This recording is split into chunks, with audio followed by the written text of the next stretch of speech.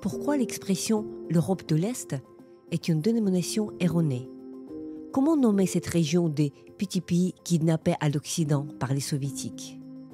Et si aujourd'hui l'avenir de l'Europe se jouait en Europe centrale et orientale? Vous écoutez le podcast L'Ukraine face à la guerre. Ce podcast est enregistré en Ukraine et par des Ukrainiens. Dans ce podcast, nous racontons comment l'Ukraine continue à vivre et à résister face à l'agression russe. Nous proposons des analyses, mais aussi des témoignages. Nous essayons de vous faire comprendre l'Ukraine, son histoire, sa société et sa culture. Je m'appelle Tetiana Ogarkova. Je suis universitaire et journaliste, responsable du département international à l'Ukraine Crisis Media Center. Avec moi, Arthur Königsberg, président fondateur du think tank Eurocreative, et aussi l'auteur de l'ouvrage L'Europe de l'Est n'existe pas.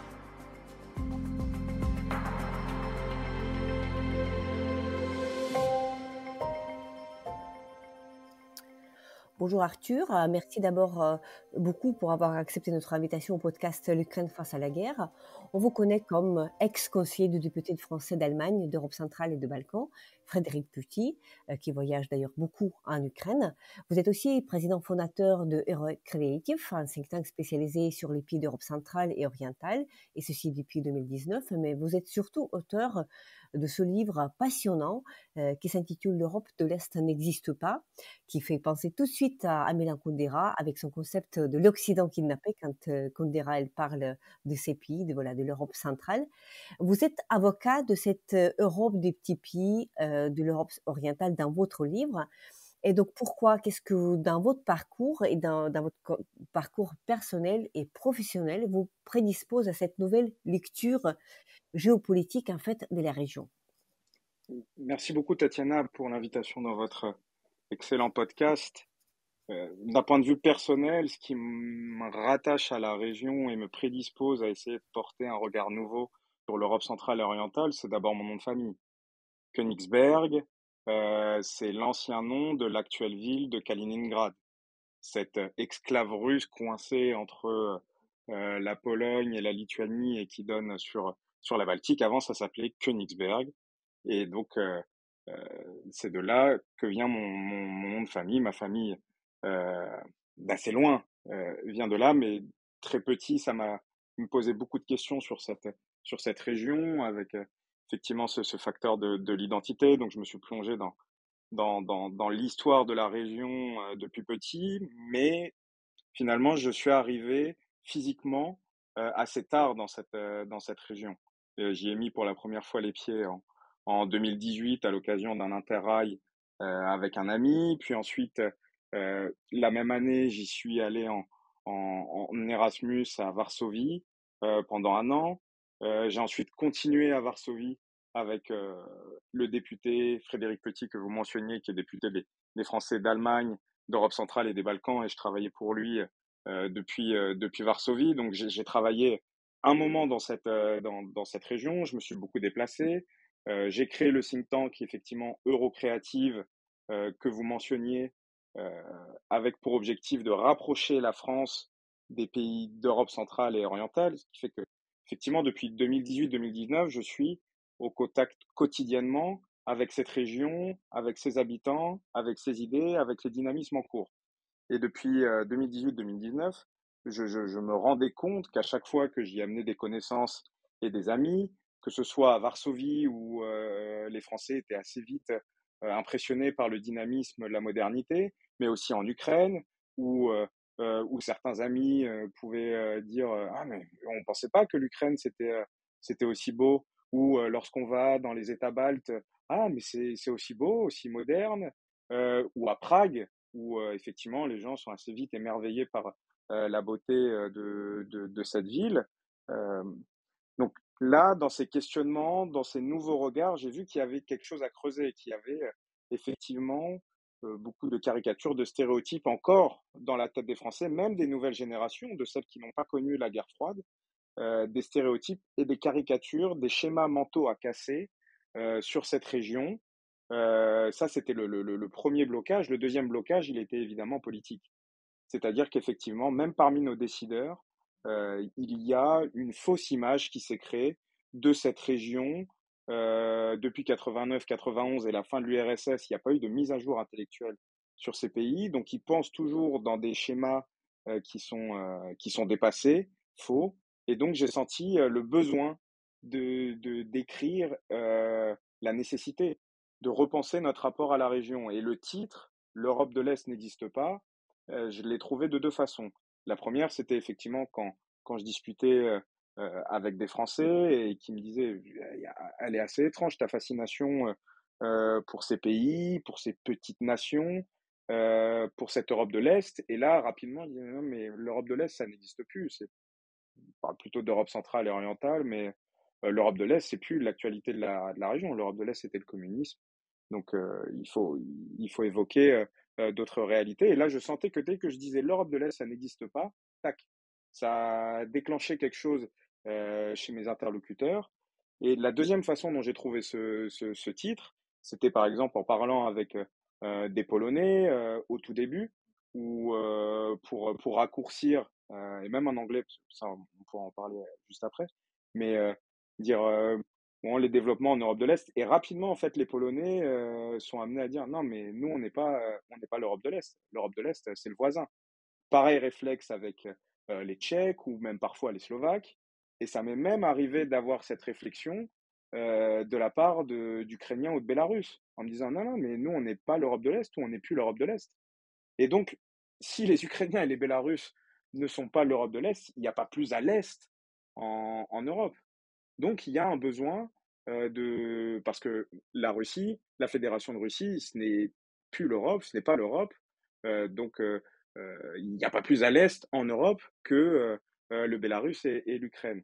Donc j'ai vite senti ce besoin effectivement, de trouver de nouveaux termes. Donc Europe centrale et orientale, c'est quelque chose qui me va très bien, mais qui est pas encore assez utilisé en français. Oui, tout à fait. Donc, vous mentionnez dans votre livre, en fait, voilà, les plusieurs expressions qui sont en cours. L'Europe de l'Est, tout d'abord, qui vous dites que n'existe pas. Après, vous évoquez évidemment puis l'ancien pacte de Varsovie. Vous évoquez aussi puis l'ancien bloc de l'Est, puis de l'Est. Après, les puis quoi d'autre? Les pays post-communistes et puis soviétiques. Donc, tout ça comme une lecture politique en fait qui ne reflète plus la réalité qui existe. Par contre, vous proposez voilà au moins de dire Europe orientale, Europe centrale.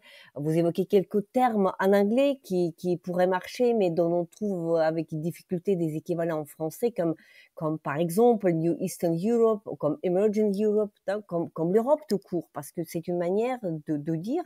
Voilà, mais pour revenir pour quitter un peu ces questionnements de vocabulaire et pour revenir à des réalités qui sont derrière, vous décrivez cette histoire, voilà, tout commence à Yalta en quelque sorte, parce que quand on dit aujourd'hui l'Europe de l'Est, on pense tout de suite à cette décision, voilà, à Yalta, qui était, voilà, où justement il y avait Staline, il y avait évidemment le leader américain, il y avait le leader britannique, il y avait justement cette histoire de l'occupation de l'Europe centrale et orientale qui avait commencé, une occupation soviétique et voilà le pacte de Varsovie et qui reste dans les esprits malgré 89, malgré 91, c'est-à-dire la chute du mur de Berlin, après la dissolution de l'Union soviétique, donc d'où émergent en fait les pays tels que l'Ukraine, Bélarus et Géorgie, que vous mentionnez beaucoup dans les pages de votre livre. Et donc, mais cette lecture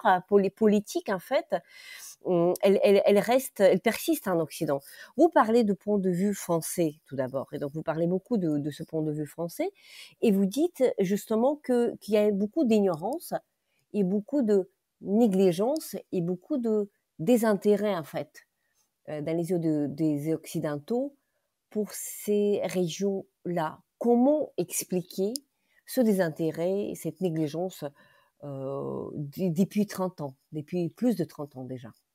Ouais, pour rester sur les Français, parce que euh, c'est ce qui est le plus facile à juger, à analyser. Pour moi, il y a de vraies différences en plus d'analyse et d'approche. Par exemple, les Allemands ont peut-être une approche beaucoup plus fine et intellectuels et proches des réalités de l'Europe centrale et orientale que les Français et même les Britanniques. Pour ce qui est des Français, le vrai constat qu'on peut faire, c'est que la France n'a pas pris en compte intellectuellement et même politiquement les changements que pouvait entraîner 89-91, la chute de l'URSS. Et il n'y a pas eu ce sentiment pour les Français de devoir recommencer des relations avec des nouveaux pays, avec des pays qui venaient soit de retrouver leur liberté et leur souveraineté, soit de la trouver. Parce qu'avant 89-91, des pays comme l'Ukraine n'avaient jamais été véritablement indépendants.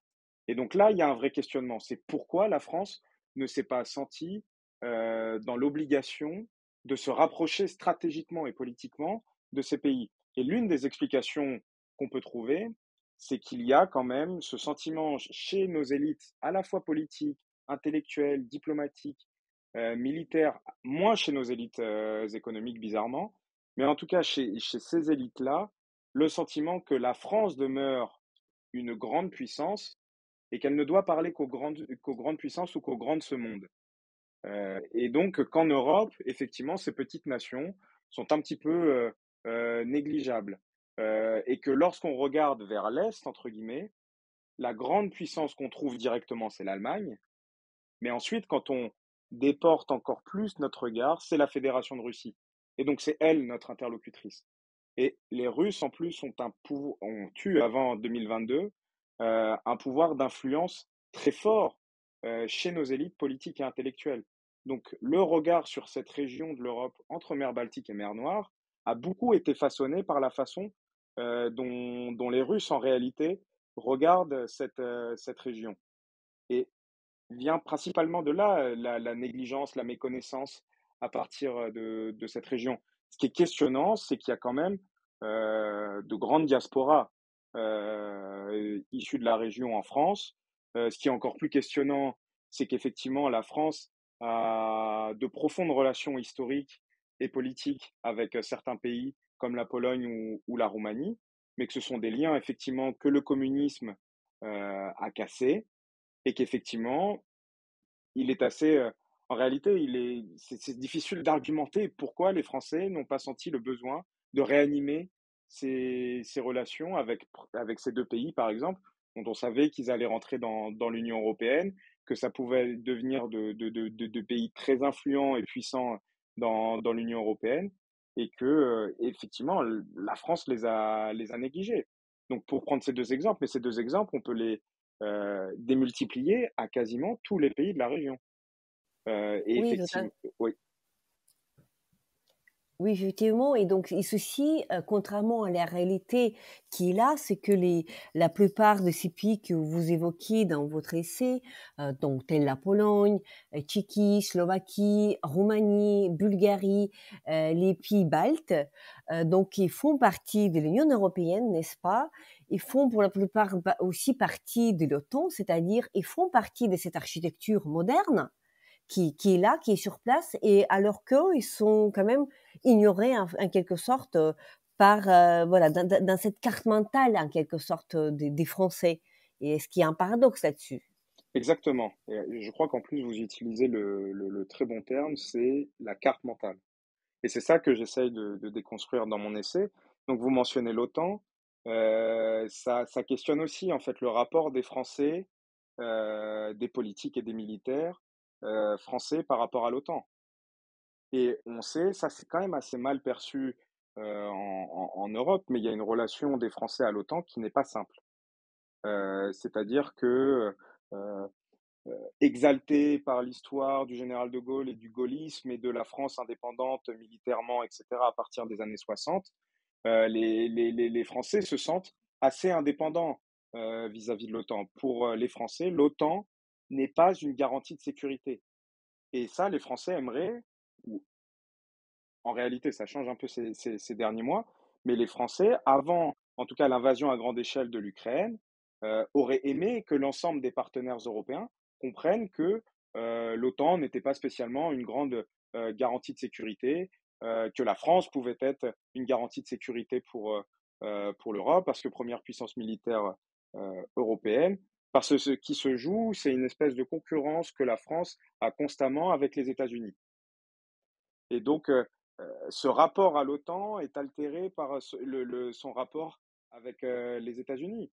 Mais avec les pays que vous citiez en Europe centrale et orientale qui font partie de l'OTAN, avoir cette discussion justement sur la garantie de sécurité que représente à la fois pour eux l'OTAN et la protection américaine, effectivement, ça fait beaucoup de points d'accroche et d'obstacles.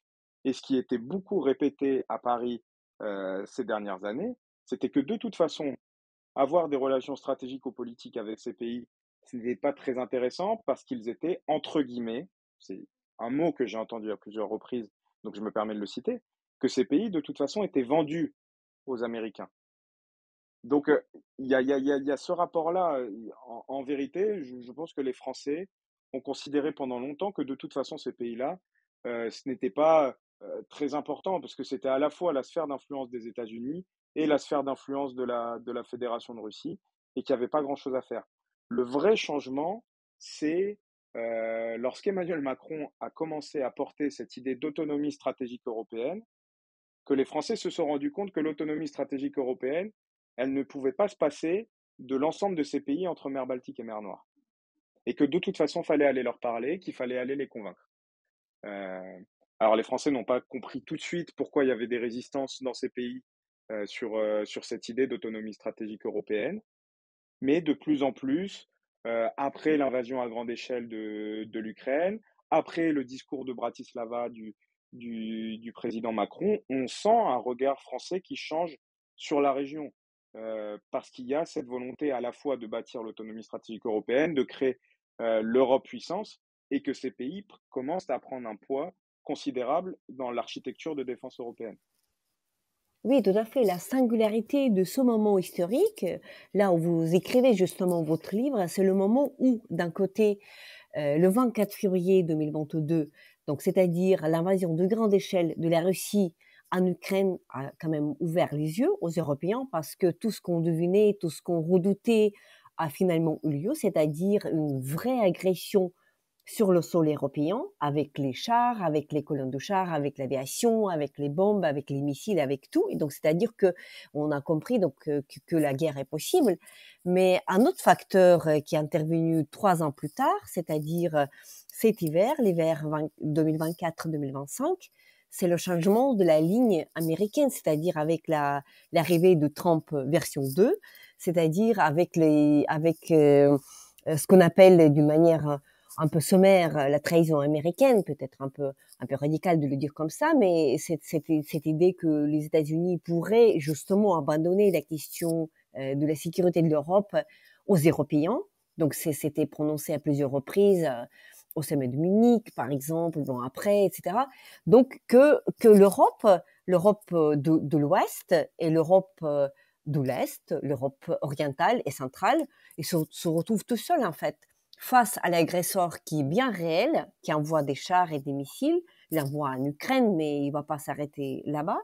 Et au moment où justement les questions sécuritaires qui étaient cette sécurité qui était un peu importée depuis les États-Unis par les pays de l'Europe orientale et centrale, mais tout aussi bien aussi par un nombre de pays de l'Europe de l'Ouest, aussi depuis les États-Unis, cette histoire-ci, elle est en train de se terminer, n'est-ce pas?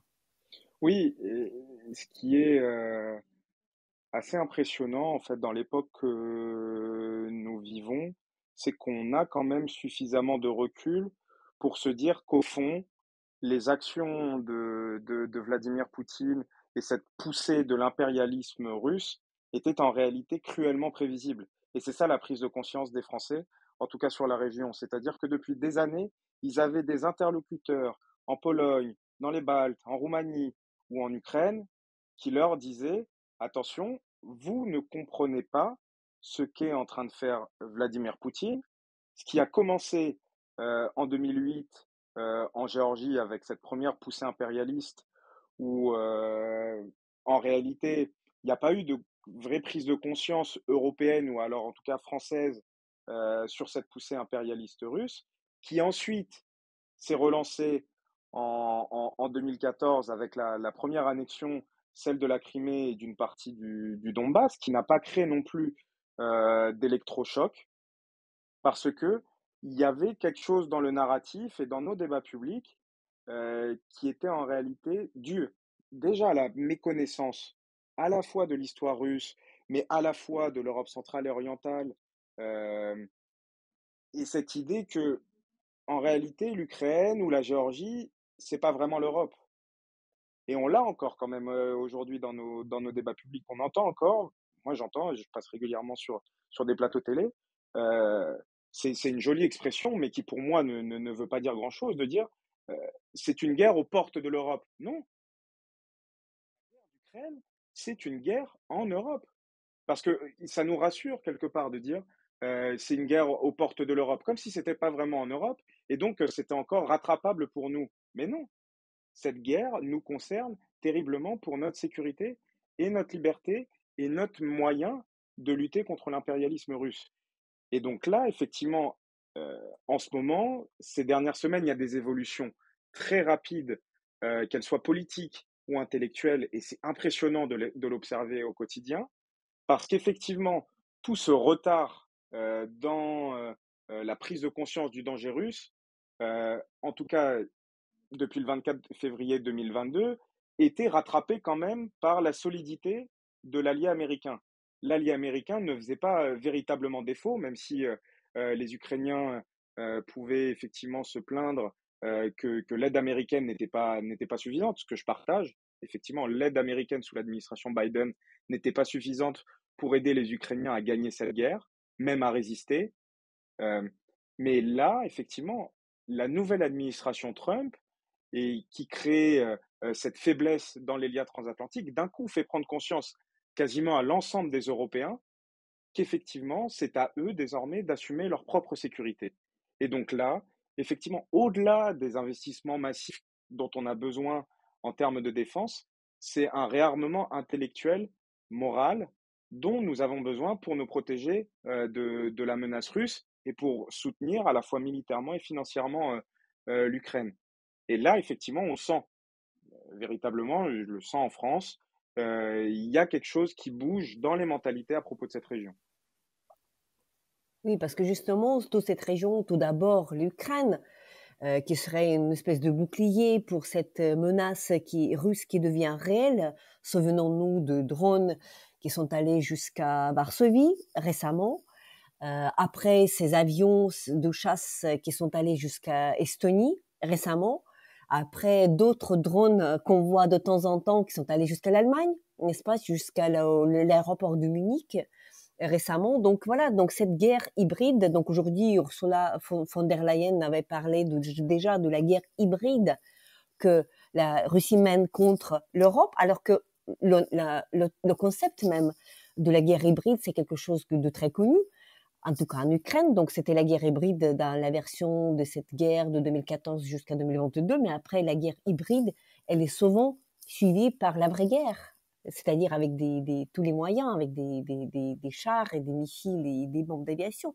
C'est-à-dire que la menace, elle demande une consolidation. Vous êtes avocat dans votre livre de cette union européenne, donc à 35, c'est-à-dire d'inclure dans cette nouvelle Europe d'autres pays qui le souhaitent depuis longtemps, y compris d'ailleurs des pays de Balkans dont vous parlez pas beaucoup dans votre livre parce que ça mérite à votre sens un autre livre à part. Euh, Pourquoi, à votre avis, cette union européenne plus large serait nécessaire pour faire face à des défis d'aujourd'hui? Ouais, il y a plusieurs choses effectivement dans cette question et dans le chapitre que je consacre aux prochains potentiels élargissements européens.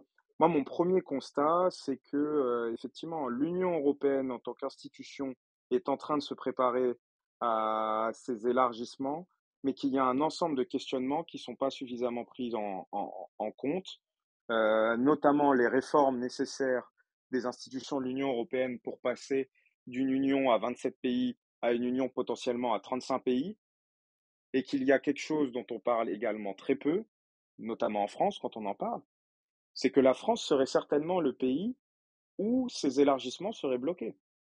C'est-à-dire que quand on regarde les enquêtes d'opinion, Alors ça change selon les pays candidats, mais il n'y a pas d'adhésion, heu, des Français majoritaires pour élargir l'Europe, que ce soit, à l'Ukraine, à la Moldavie ou aussi pays candidats des Balkans. Alors l'Ukraine pourrait, c'est ce que j'écris, parce qu'il y a quand même désormais une sorte d'affection des Français pour, l'Ukraine et une admiration vis-à-vis du courage ukrainien et une prise en compte désormais que l'Ukraine se bat, pour ses aspirations aussi, européennes. Les Ukrainiens luttent pour leur survie, mais il faut se souvenir qu'en 2014, sur le Maïdan, il y avait des Ukrainiens qui se faisaient tuer, à la fois parce qu'ils portaient le drapeau, européen et à la fois parce qu'ils contestaient la décision funeste de Yanukovych de remettre en cause l'accord d'association entre l'Europe et l'Ukraine. Et c'est pour ça que les Ukrainiens sont aussi descendus dans la rue. C'est aussi ça qui a pu entraîner et déchaîner cette première avalanche de l'impérialisme russe en 2014. Euh, et donc, il y a un peu cette prise en compte du côté des Français pour l'Ukraine.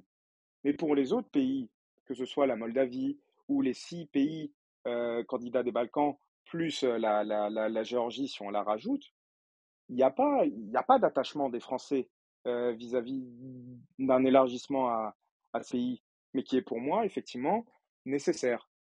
C'est-à-dire qu'aujourd'hui, lorsqu'on observe le monde de conflictualité et de chaos, dans lequel on risque d'être plongé dans les prochaines années, effectivement, l'ensemble des pays cités peuvent apporter à l'Union européenne, une certaine puissance, soit au niveau de la prospérité économique, soit au niveau de la défense, soit au niveau de la cohérence, géographique et géostratégique.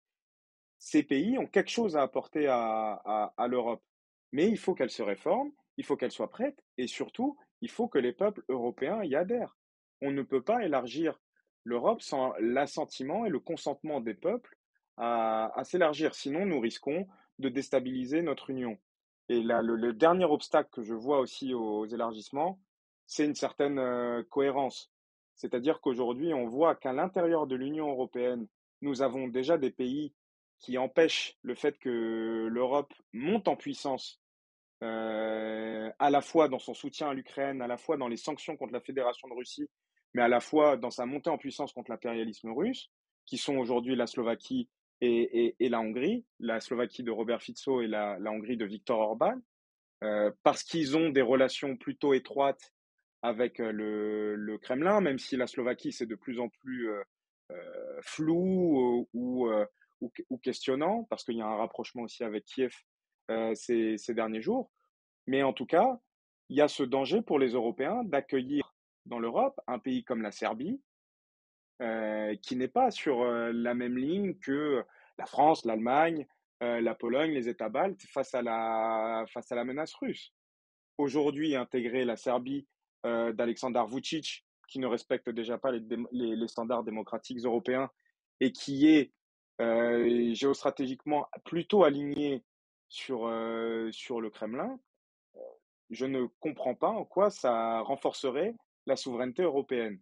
Mais si c'était demain une Serbie démocratique, pas forcément dans l'OTAN, il ne faut pas demander aux Serbes de rentrer dans l'OTAN pour les raisons qu'on connaît et cette relation plus que compliquée des Serbes à l'OTAN. Mais en tout cas, une Serbie alignée sur les intérêts géostratégiques des Européens, oui.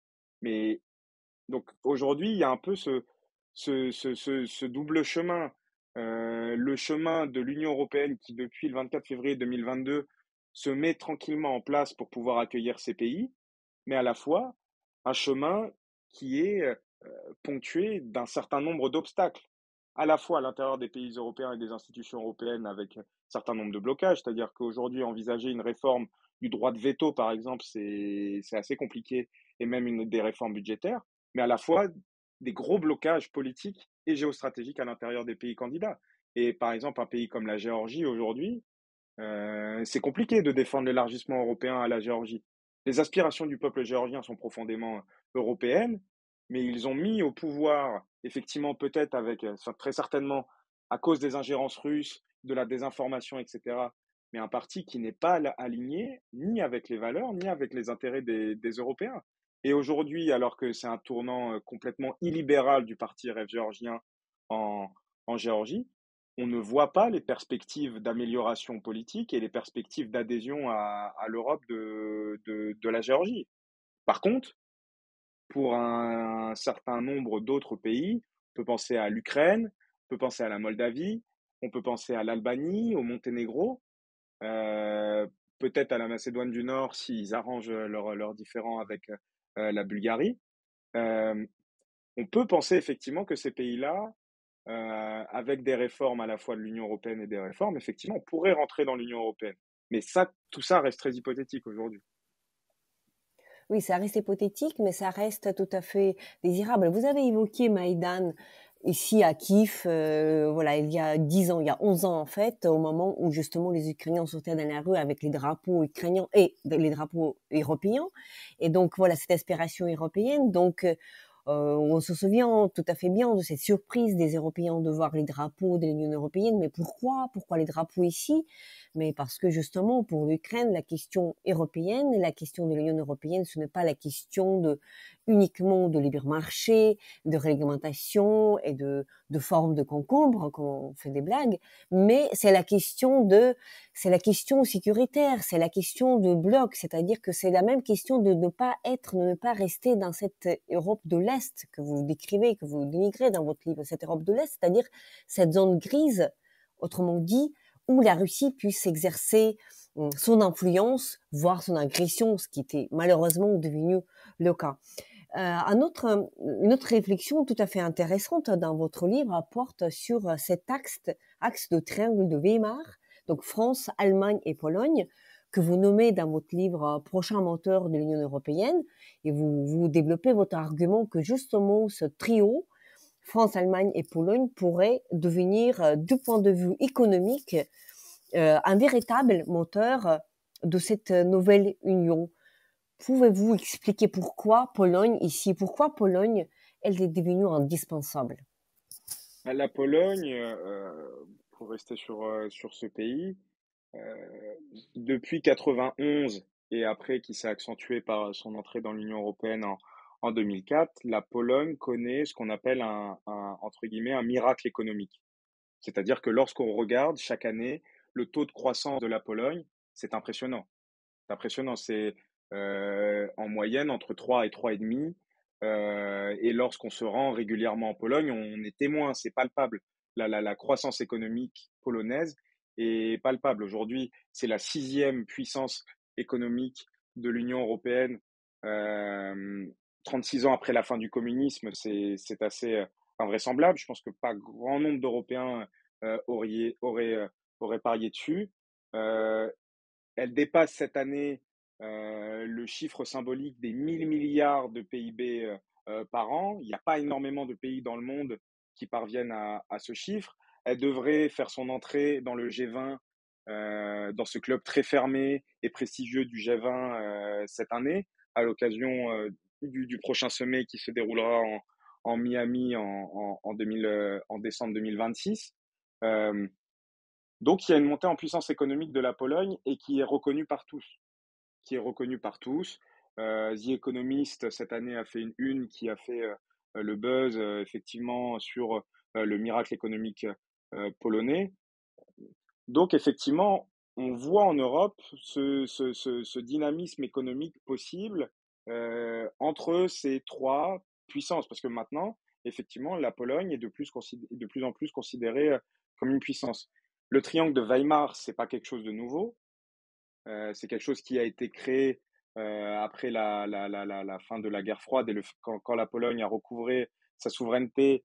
Et en vérité, c'était beaucoup plus une initiative allemande parce que les Allemands considéraient qu'ils avaient besoin de la France pour se réconcilier historiquement avec la Pologne, qu'ils ne pouvaient pas calquer la réconciliation franco-allemande sur la réconciliation allemano-polonaise, et donc que la France pouvait jouer pas le rôle d'arbitre, mais le rôle d'intermédiaire, et que faire un club à trois, ça allait faciliter les relations, les dynamiser, et que l'Allemagne et la Pologne allaient pouvoir se réconcilier dans ce triangle, dans ce groupe.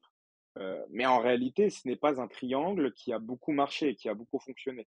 Il y avait très peu de dynamisme avant l'invasion à grande échelle de l'Ukraine en 2022, où là, on voit une multiplication des sommets à la fois au niveau des têtes de l'exécutif, donc président français, chancelier allemand, président ou premier ministre polonais, à la fois en termes de ministres de la Défense et des ministres des Affaires étrangères et des ministres de l'Europe.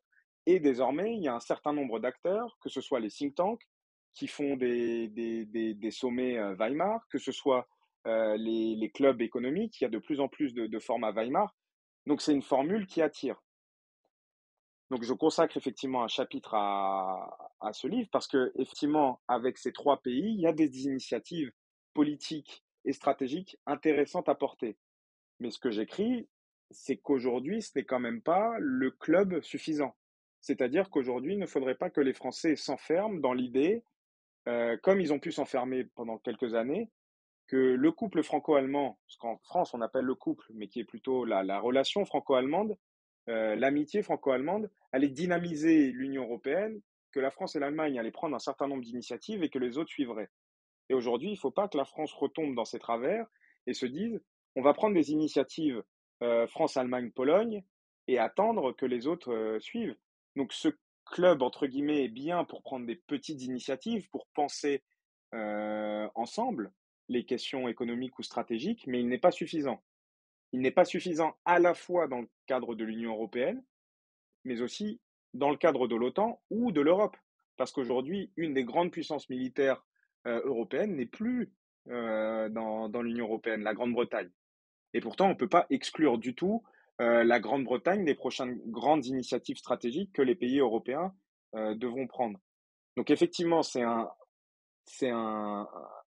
club intéressant à observer et à dynamiser, surtout aujourd'hui parce qu'il y a un certain alignement, ce qui était très rare, des exécutifs français, allemands et polonais. C'est-à-dire que sur l'Europe, Emmanuel Macron, Friedrich Merz ou Donald Tusk sont plutôt alignés.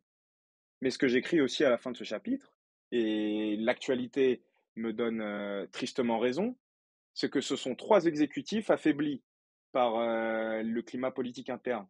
Emmanuel Macron est fragilisé, on le voit cruellement ces derniers jours par son manque de majorité et le fait qu'il y ait de plus en plus de pression à la fois pour une dissolution ou pour une démission ou pour qu'il abandonne complètement l'Assemblée nationale et le gouvernement à la gauche, donc il perdrait quand même un certain nombre de pouvoirs, de décisions. Friedrich Merz, le chancelier allemand, a été assez fragilisé par le fait de devoir être élu au deuxième tour au Bundestag, chose que personne n'attendait réellement. Et on sent déjà qu'entre ses propos sur l'Europe pendant la campagne ou sur les États-Unis pendant la campagne et le Friedrich Merz, c'est normal, mais le Friedrich Merz qui gouverne aujourd'hui avec les sociaux-démocrates allemands, ce n'est plus le même. C'est un chancelier qui doit tenir les équilibres politiques à l'intérieur de ce pays et qui n'a plus la liberté, par exemple, on l'a beaucoup entendu sur le sujet de la livraison de Taurus à l'Ukraine. Aujourd'hui, les Ukrainiens, ils n'en voient pas la couleur. Parce qu'il est obligé de composer avec le SPD, qui n'y est certainement pas favorable. Et pour finir, la Pologne, où effectivement Donald Tusk apparaissait comme le potentiel prochain homme fort de l'Europe et qui en réalité, à l'issue des élections présidentielles polonaises, se voit imposer cette sorte de cohabitation avec Karol Nawrocki, le nouveau président polonais, qui n'est pas du tout sur la même ligne européenne, qui n'a pas la même approche non plus dans le soutien à l'Ukraine et qui n'a pas du tout la même approche vis-à-vis de Donald Trump. Donc, effectivement, c'est ce que j'écris. C'est un triangle et un club intéressant, mais complètement insuffisant. Complètement insuffisant puisque évidemment on peut avoir des hauts et des bas, mais quoi qu'il en soit, l'Europe de l'Est qui n'existe pas en fait, elle devra se renforcer et puis se réduire à un terme beaucoup plus simple, l'Europe tout court, avec la Pologne, avec Roumanie, avec Bulgarie, avec l'Ukraine un jour aussi après la guerre, et c'est la seule solution sécuritaire et civilisationnelle pour cette géographie. Merci beaucoup Arthur pour votre analyse et surtout pour votre livre qui jette un regard tout à fait neuf, en fait, et frais sur ces pays, sur cette géographie, et au moment justement où toutes ces questions-là, elles concernent inévitablement tous les Européens, sans exception. Merci beaucoup. Merci beaucoup, Tatiana.